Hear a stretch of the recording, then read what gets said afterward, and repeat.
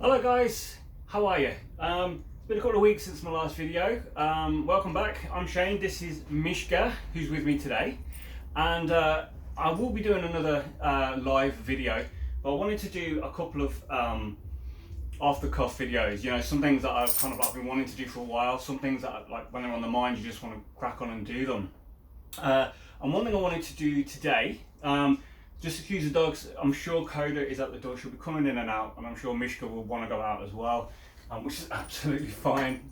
Okay, they're very contrary today.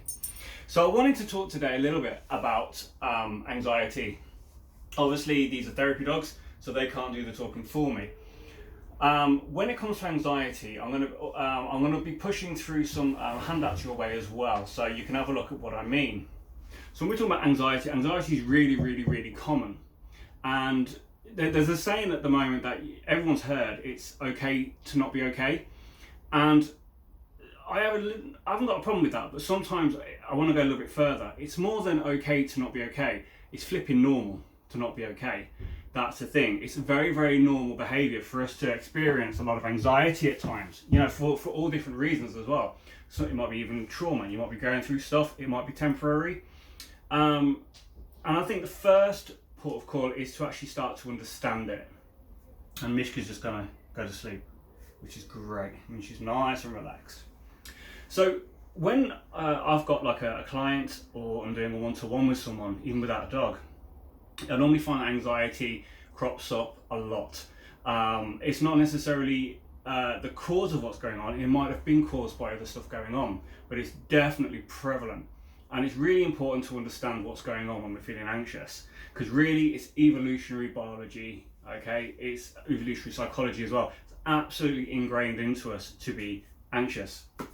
So I want to introduce, I've got a handout here, so I'm not a professional, I know. Here we go, check this. I want to introduce you guys, now this is going to come out all backwards, I know, which is not a problem, to two parts of your brain. This bit here, okay, is called your prefrontal cortex. Now, remember that, because there's going to be a test. No test. So this bit, as you can see, is massive. It's absolutely enormous. And it's actually grown and evolved, and it's been shown to have become much larger over thousands of years.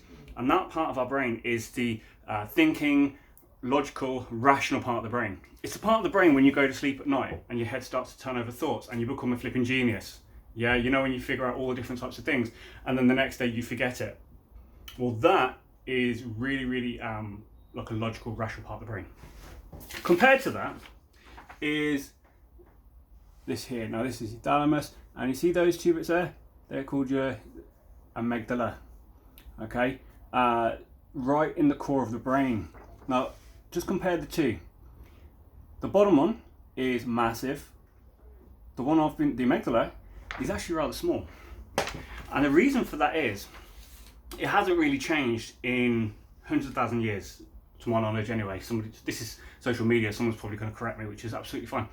So you can understand that it hasn't had to change or get larger or evolve or anything like that, because it's like a shark. It's very good at what it does, highly effective at what it does.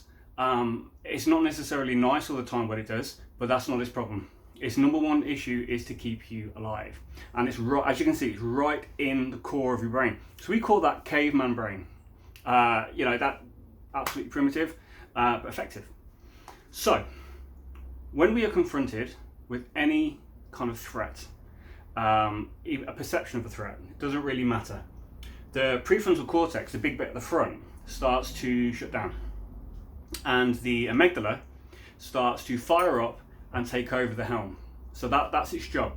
So it kind of gives you two options. You're going to either run or you're going to stand and fight. Now as humans, come back to Mishka. We don't have teeth, we don't have claws, we don't have you know, big hide. So our initial response will be to leg it. Okay, that's our instantaneous knee-jerk reaction, is to run. And that's good. That's good for us. That actually keeps us in good stead. If you look at the animal kingdom on a scale from like extreme predators to like extreme herbivores, whatever, you'll notice there's a big difference. So on one hand, you've got things like deer, prey animals, and